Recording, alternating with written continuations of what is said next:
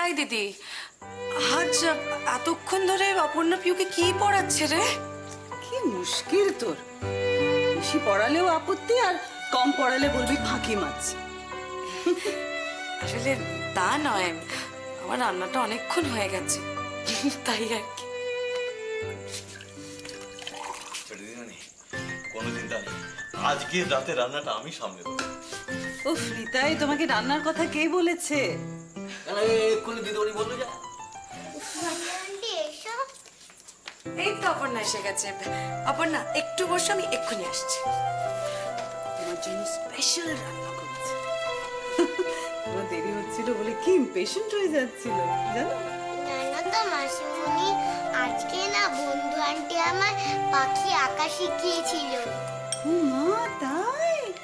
Very good. Aparna নিজে হাতে রান্না করেছি, চট করে খেয়ে ফেলবে। কোনো এক্সপেরিমেন্টাল রান্না নয়, ট্রেডিশনাল রান্না, কড়াইশুটির কচুরি আর আলুর দম। তুমি নিশ্চিন্তে খেতে পারো, ভয় পেও না, আমি খেয়ে দেখেছি, খুব ভালো খেতে। আমিও খেয়েছি, আলুর দমটা সত্যি ভালো হয়েছে। বাবা,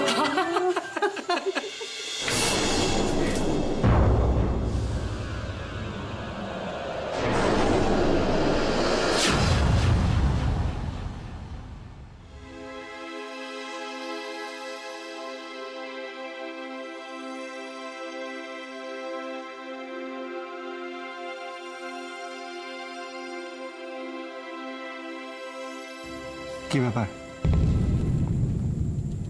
এখানে এরকম ভাবে একা একা বসে আছো? না, এমনি।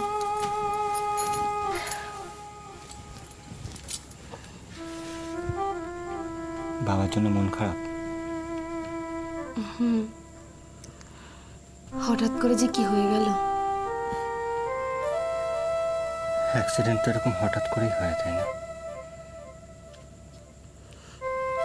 আজ না আমার বাড়ির কথা খুব মনে পড়ছে। কেন, তোমার বাড়িতেও কেউ অসুস্থ হয়ে গেছে? না না, তা নয়, আসলে বাবার হঠাৎ করে, আমার বাবা তো অনেকদিন আগেই মারা গিয়েছিলেন, হঠাৎ সে দিনগুলোর কথা মনে পড়ে যাচ্ছে।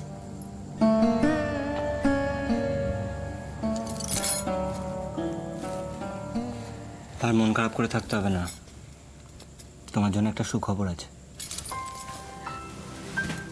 খবর? বাবাকে কাল হাসপাতাল থেকে ছেড়ে দিচ্ছে।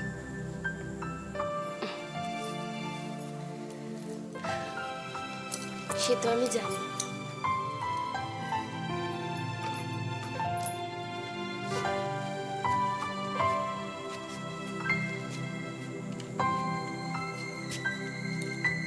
তুমি কাল বাবাকে আনতে যাবে তো? আমি? হ্যাঁ দোয়েল, তুমি না গেলে তো বাবা আসতে চাইবেন না।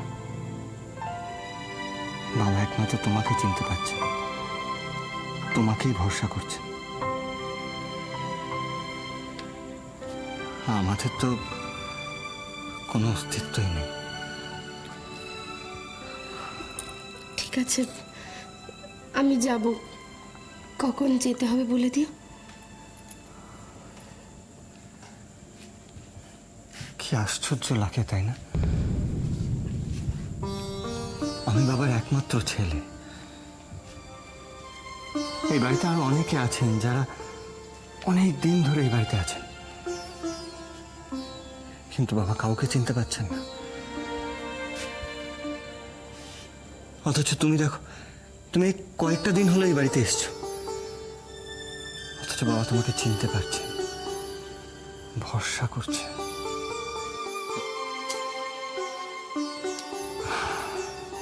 বাবা আমাকে মেয়ের মতো ভালোবাসেন, তাই হয়তো মনে রেখেছেন। সেটাই আশ্চর্য লাগে।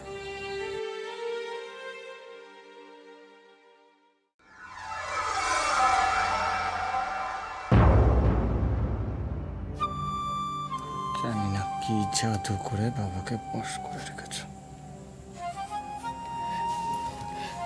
কি হয়েছে? এত মন খারাপ কেন করছো? একটা কথাও তো আমাদের মনে রাখতে হবে যে অন্তত কাউকে তো চিনতে পেরেছে। আর ডাক্তারবাবু তো বলেছেন না, যখন শরীরটা আস্তে আস্তে সুস্থ হয়ে যাবে স্মৃতিশক্তিও ফিরে আসবে। প্লিজ এত চিন্তা করো না। সেই জন্যই তো আমি এতটা নিশ্চিন্ত আছি। আমি জানি তুমি বাবার সেবা যত্ন করে বাবাকে ঠিক সুস্থ করে তুলবে। কি পারবে না? এটা তোমার কর্তব্য। আমি তোমাকে প্রমিস করছি, আমার যথাসাধ্য আমি চেষ্টা করব। আমি জানি। যাই, রাতের খাবার রেডি করি, দেখি কি ব্যবস্থা হয়েছে।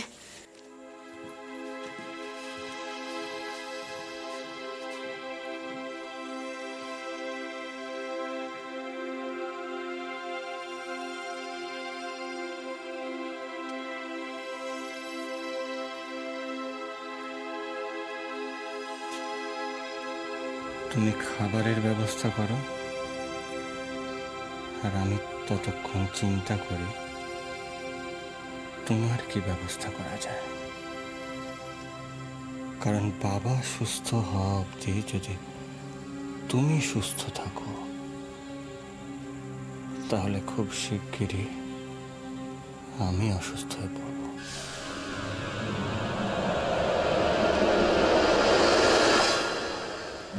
আমিও খেয়েছি, আলুর দমটা সত্যি ভালো হয়েছে।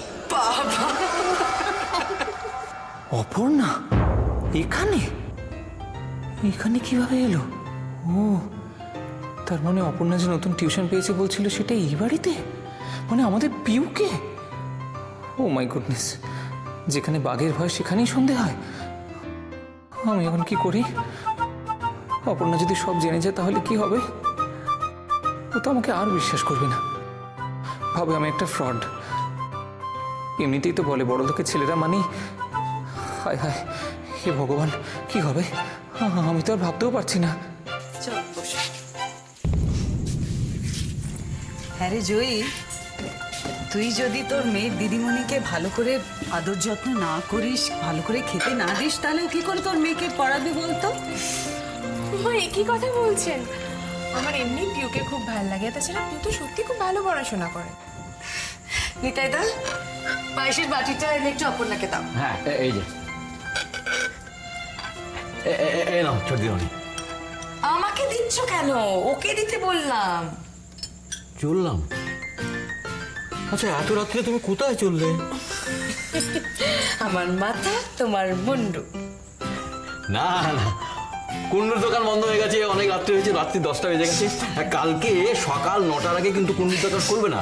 আপনি বলবেন তখন আমি কুন্ডুর দোকান থেকে যাব। বুঝে গেছি, হ্যাঁ? কাল সকালে তুমি গুন্ডুর দোকানে যেও, তুমি রান্নাঘরে যাও। দিদি, আবার পায়েস? এমনি এত রান্না আমি না আর পারবো না পায়েসটা খেতে। না অপর্ণা, সেটা বললে তো চলবে না।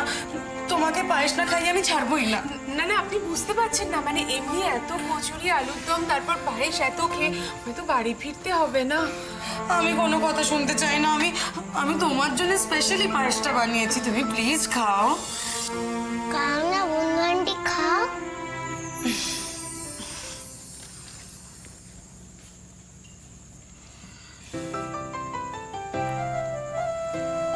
ভালো হয়েছে পায়েসটা?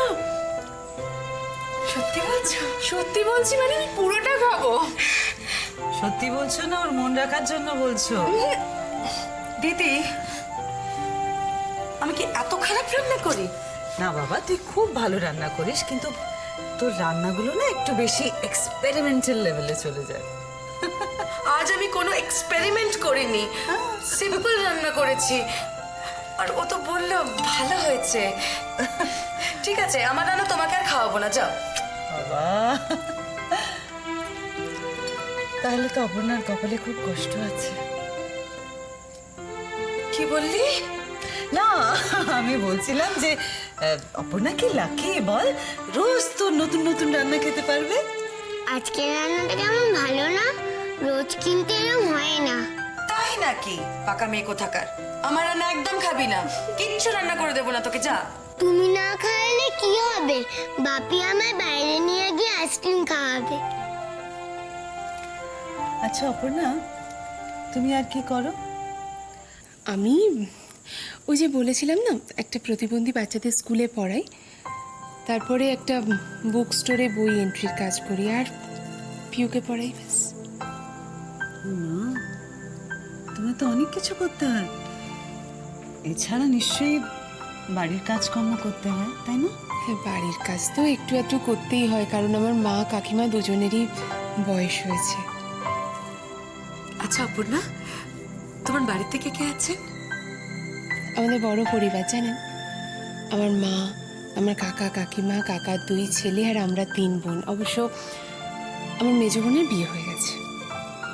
আচ্ছা অপর্ণা, আমি যদি তোমার জন্য কোনো সুপাত্র দেখি, তুমি বিয়ে করবে? না মানে তোমার যদি পছন্দ হয় তাহলে। মানির কথা শুনে না রাগে ঘাটে রিরি করছে আমার। অপর্ণার জন্য পাত্র ঠিক করছেন। হাহ! আরে অপর্ণার বিয়ে হবে কি না হবে তাতে তোমার কি? যেন চিন্তায় ঘুম হচ্ছে না। আসলে আমার বাবা নেই তো, আমি বাড়ির বড় মেয়ে, তাই আমার অনেক দায়িত্ব। মানে এখন ছোট বোনের বিয়ে না হওয়া অবধি কিছু ভাবিনি। বাহ, কি লক্ষ্মী মেয়ে। আজকালকার যুগে এরকম মেয়ে সত্যিই দেখা যায় না। অপর্ণার ছোট বোন মানে, ও হ্যাঁ, ওই তো ফাংশনে দেখেছিলাম। তার বিয়ে, তার কি বিয়ের বয়স হয়ে গেছে? ওর বিয়ে না হলে অপর্ণা বিয়েই করবে না? এই মেরেছে, তাহলে তো অনেক দেরি হয়ে যাবে।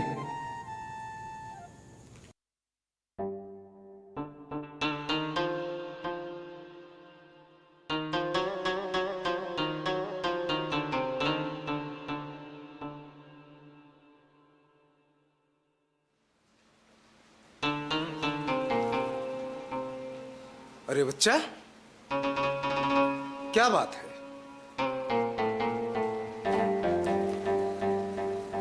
না বাবা, কিচ্ছু না, গাইয়ের জন্য অপেক্ষা করছি। वाह, अल्हम्दुलिल्लाह, बहुत खुशी की बात है। लेकिन तू इंतजार क्यों कर रहा है?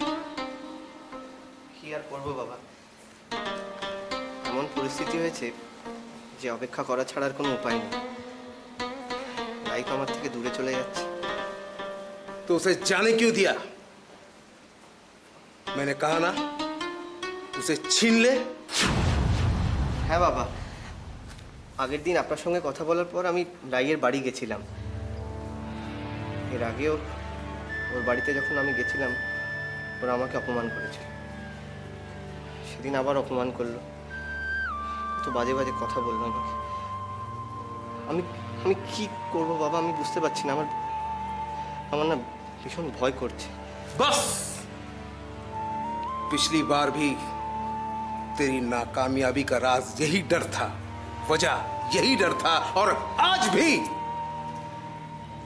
किससे डर रहा है तू? হ্যাঁ বাবা, আপনি ঠিক বলেছেন। ভয়ের চোটে আমি ওর বাড়ি গিয়ে কাউকে কিছু গুছিয়ে বলতেই পারলাম না। मुझे सब पता है, मुझे सब पता है। अपने अंदर से डर को निकाल। फिर से कहता हूं, जा छीन ले उसे। কিন্তু বাবা, এটা অন্যায় হবে না? अन्याय? प्यार में कुछ न्याय अन्याय नहीं होता। प्यार में जायज नाजायज नहीं होता। मोहब्बत और जंग में सब जायज है, सब जायज है। मोहब्बत में सिर्फ मोहब्बत होता है, सिर्फ प्यार होता है। কৃষাণুদা, সুজন, তুমি? রাই কোথায় আসেনি? কি বলবো কৃষ্ণদা, সর্দিকে তো বাড়ি থেকে ছাড়তেই চাইছে না। সে কি? তাহলে ওর সঙ্গে দেখা করবো কি করে? আমি জানি না। ও, সর্দি তোমার জন্য একটা চিঠি পাঠিয়েছে, এই না।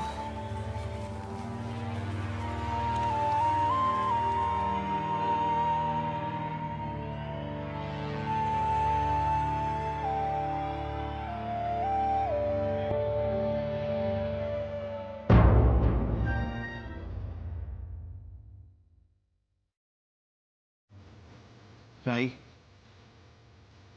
তুমি একদম চিন্তা করো না। আমি এই দরগাতে দাঁড়িয়ে প্রতিজ্ঞা করছি, তোমাকে আমার কাছ থেকে কেউ ছিনিয়ে নিতে পারবে না, কেউ না।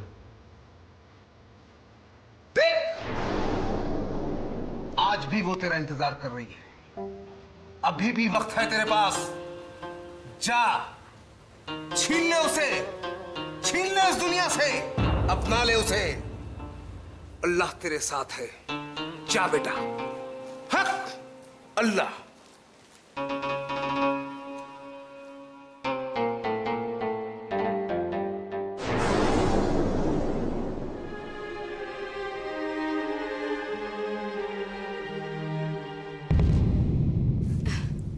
অপর্ণা, আমার মেয়েটাকে একটু মানুষ করে দাও না, তোমার মতো যেন হতে পারে।